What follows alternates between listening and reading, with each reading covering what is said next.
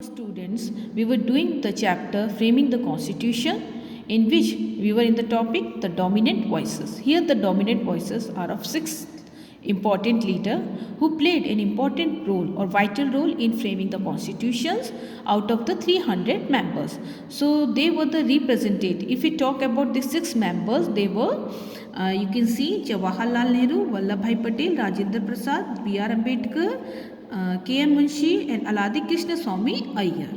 So here you can see that these three members, Jawaharlal Nehru, Vallabhbhai Patel and Rajendra Prasad, they were the member of the Indian National Congress. And Jawaharlal Nehru, who was the first Prime Minister of India, he proposed the objective resolution, which is the idol or the principle of the constitutions. As the even he proposed for the national flag of India, in which you can see there was a national flag of India. It should be tricolor of saffron, white and dark green in equal proportion with a wheel in navy blue at the center with 24 spokes. So when we talk about Dr. Rajendra Prasad, so you know he was the member, he was the president of the Constituent Assembly, as well as you can see he had to guide or control the discussions the discussion should be, he has to take care the discussion should be in a constructive manner, in a constructive line, where making sure that all the member get the chance to speak. And he was the president of India. And when we talk about the Vallabhbhai Patel, he played a very important role in for the political integration of India. Okay, where you can see the princely states were merged in the Indian Union. And the other very important members here, one comes B.R. Ambedkar. Ambedkar, he was on the advice of Mahatma Gandhi, he was asked to join the cabinet as a law minister. And then he was the chairman of the drafting committee. And you can see he was the father of the Indian constitutions.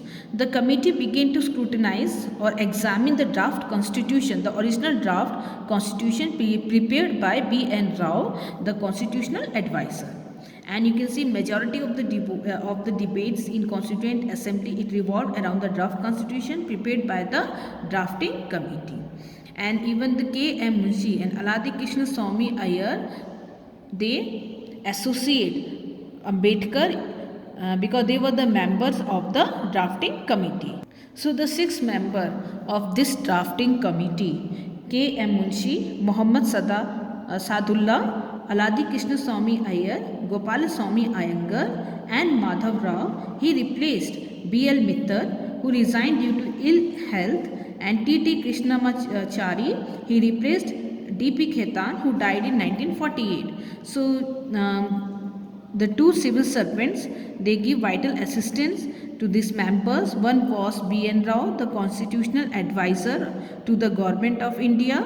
Okay, he had prepared a case study of the political system of different countries, and he prepared the original draft of the constitution. And then comes the S.N. Mukherjee, the chief draftsman of the Constituent Assembly, and he had the ability to put the complex proposal in clear legal languages. So here you can see that Ambedkar himself had the responsibility of guiding the draft constitutions, so through the assembly. So he has to pass the draft constitution throughout the assembly. So this took 3 years in all. It means when we talk about the formation of constituent assembly, the process for the formation of Constituent Assembly took 3 years, or we can say that the constitution was made in 2 years, 11 months and 18 days.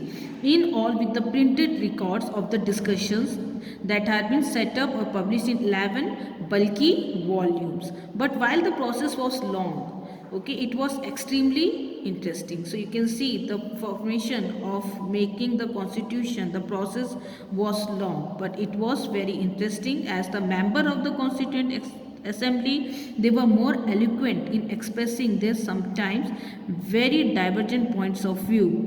It means that they were the members having different view or points of view or different opinion about a issue or about any concern. So what here you can see that they were very expressive. They sometimes even they keep their points of view. Even they were having very different points of view, but whatever points they kept in a very expressive way. And in their presentation, we can discuss many conflicting idea of India. So even in their presentation, we come to know about many conflicting ideas of India, of what languages Indians should speak, of what political and economic system the nation should follow, of what moral values its citizens should uphold or disavow or deny. So it's means that हम यहाँ पे देखते हैं कि हमें क्या देखने को मिला कि इतने सारे कॉन्फ्लिक्टिंग आइडियाज़ हैं, या जो भी उनके बीच में किसी बात को लेकर क्या है, विवाद है या असहमति है, वो सामने हमें देखने को मिलता है, जिससे हमें you can see the members of the constituent assembly they aired their respective view in different manners, okay, and it was whatever view they had present, it is very they have present in an efficient manner, okay. So from their presentations we have a glimpse of their conflicting idea regarding the future India, the languages of India, the national idols, the political and economic system, and the what should be the moral values of a citizens, what should be upheld or what should be denied. So here comes the vision of the constitution. So the objective resolutions is the vision of the constitution, which is being introduced by Jawaharlal Nehru on, you can see on the date 13 December 1946. So in the Constituent Assembly, it was a momentous resolutions, okay. As you can see that historical resolution in the Constituent Assembly which came to be known as the objective resolutions, okay. See, it outlined the defining ideals of the constitution. तो इसने संविधान का क्या रखा है, आदर्श प्रस्तुत किया है. इन आदर्श में आप देखते हैं it also provide the framework, और इन्होंने एक तरह से एक स्ट्रक्चर बनाया जिसके आधार पर पूरा का पूरा संविधान लिखा गया है. The objective resolution proclaim India to be independent sovereign republic and that it guaranteed justice, equality and freedom to its citizen. और उसके साथ साथ वो क्या करता है, it educates safeguard, है ना, it will safeguard the interest of the minority sections, okay, minority, other backward classes, tribal classes, or you can see depressed and other backward classes. So Jawaharlal Nehru, okay, while outlining this objective, जिस आप देखते हैं ये सारे objectives को जिन्होंने outline किया है जवाहरलाल नेहरू ने, the Indian experiment in a broad historical perspective. तो इसमें उन्होंने क्या करा है, भारत की पृष्ठभूमि के आधार पर उन्होंने इसको रखा है. As he spoke he said his mind went back to the historic efforts in the past, okay, to produce such documents of right. So if he has adopted this resolution, so there is an historic efforts in the past, so that he has produced this document. So we are not just going to copy, okay, we are not going just to copy. So here if we talk about the features of the Indian constitutions which we have borrowed from other country, we have not just copied it. If we have taken the parliamentary system from UK, the fundamental rights from US, the directive principles from Ireland, okay, and it is amendment changes or amendment that we have taken from South Africa, or emergency provinces from Germany. So we have not just copied it, okay. So here my mind goes back to the various constituent assembly that have gone before, and of what took place at the making of the great American nation, when the father of the nation met and fashioned out a constitutions which has stood the test of so many years. तो जब मैं क्या है कि जब मैं अतीत के बारे में कोई बात मेरे जहन के ऊपर आती है, या मैं किसी चीज़ के अतीत के बारे में जो संविधान सभा, जो विभिन्न देशों की संविधान सभा के बारे में सोचता हूँ, तो मेरे मन में यहाँ पर we will see is talking about the constitution of America, okay, where the Constituent Assembly they formed the constitutions, and the constitution is still at stand Okay, it is so successful after it has tested for so many years, more than centuries and a half, more than 150 years. It has been successful. It is running, it is in function when we talk about the Constitution of America.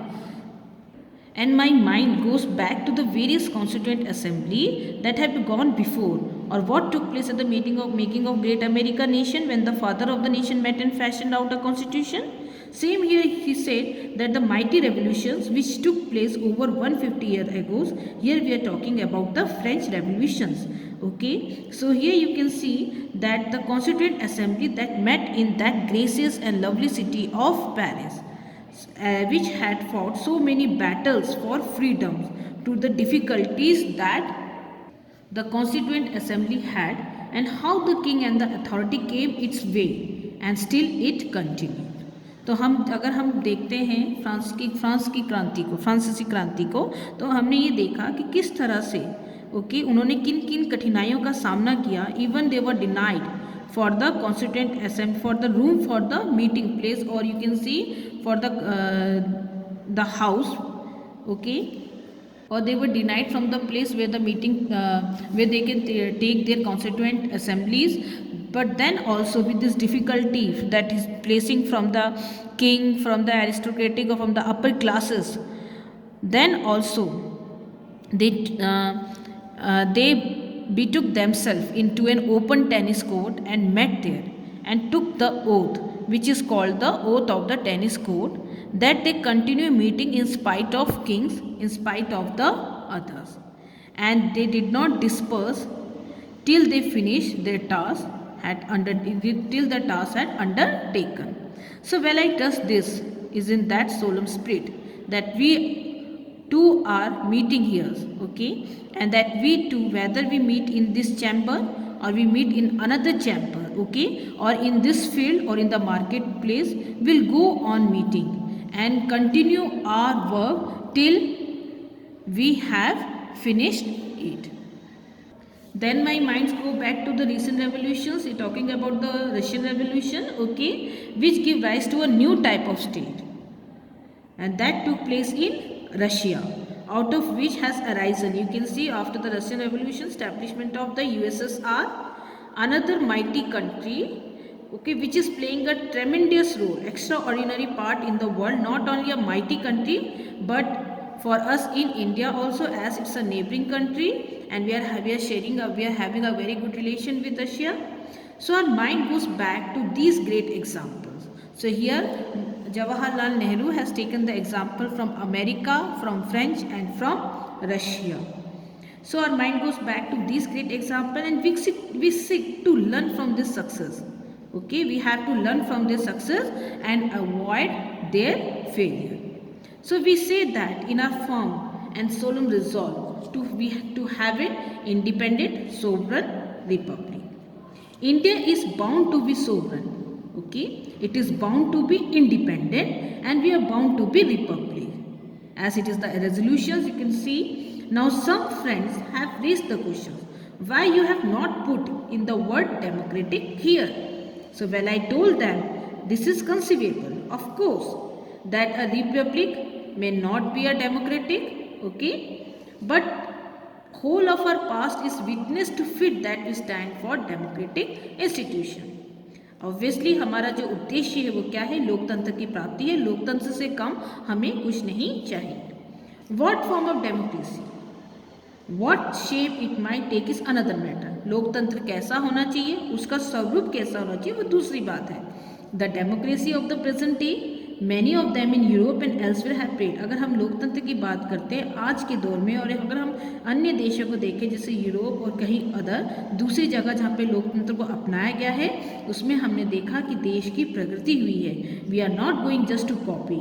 हम उसको ऐसे ही क्या करने वाले, copy करने वाले नहीं हैं. I hope a certain democratic procedure और an institution of so called democratic country, we may improve upon it.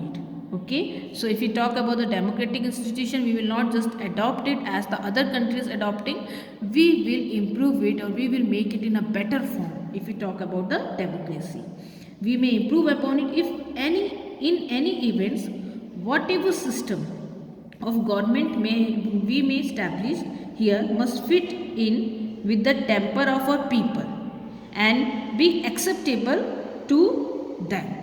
Okay, we stand for a democracy. So whatever system of the government will be formed, it should be acceptable to the people and to the temper of the people. It will be for the house to determine what shape it give to that democracy. तो ये किस पे, सदन पर निर्भर करता है कि वो किस लोकतंत्र को किस तरह का आकार देना चाहेगी. The fullest democracy, I hope. The house will notice that in this resolution, although we have not used the word democratic, because we thought it is obvious that the word republic contained the word and we did not want to use unnecessary word, a redundant word. ठीक है, तो वो ये कहता है हमने लोकतंत्र शब्द का प्रयोग नहीं किया है, लेकिन हमने रिपब्लिक गणराज्य का प्रयोग किया है जो जिसमें लोकतंत्र अपने आप निहित है. तो हमने अननेसेसरी वर्ड का प्रयोग नहीं किया है. That using the word, we have given the content of democracy in this resolution.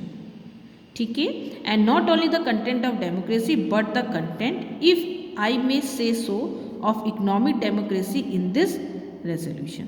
हमने सिर्फ कंटेंट ही नहीं दिया है बल्कि हमने क्या करा है, हमने लोकतंत्र को एक नया रूप देने की कोशिश की, उसका एक नई परिवजह से हम यहाँ पे बात करते हैं इफ आई मे से सो ऑफ इकोनॉमिक डेमोक्रेसी, आर्थिक लोकतंत्र की हमने बात की है.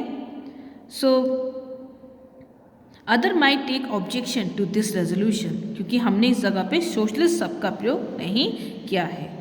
Well I stand for socialism, लेकिन मैं किसके लिए स्टैंड करता हूँ, समाजवाद सोशलिज्म के लिए. I hope India will stand for socialism and that India will go towards the constitution of a socialist states, and I do believe that the whole world will have to go that way. वो उम्मीद करते हैं कि भारत भी समाजवाद राज्य की तरफ जाएगा और जो दूसरा विश्व है और दूसरे लोग भी क्या हैं या दूसरे the whole world will have to go that way, वो समाजवाद की तरफ रुख करेंगे. So Nehru speech merits, okay, careful scrutiny. यहाँ पे हम देखते हैं नेहरू की स्पीच की अगर हम बात करते हैं, so we have to examine what exactly was being stated here. What did Nehru seemingly nostalgic return to the past reflect. तो नेहरू का जो अतीत को लेकर प्रेम है, ठीक है, वो हमें देखने को मिलता है. What was he saying about the origin of the idea embodied in the vision of the constitutions. So, making an intense study of this speech of Jawaharlal Nehru, we find that in returning to the past and referring to the American and the French revolutions, so Nehru ji wanted to emphasize that the history of framing the Indian Constitution was a part of the long historical struggle for liberty and freedom. तो अगर हम भारतीय संविधान की बात करते हैं तो नेहरू जी ने किस चीज़ को एम्फोसाइज किया है, that Indian Constitution was a part of the long historical struggle for liberty and freedom.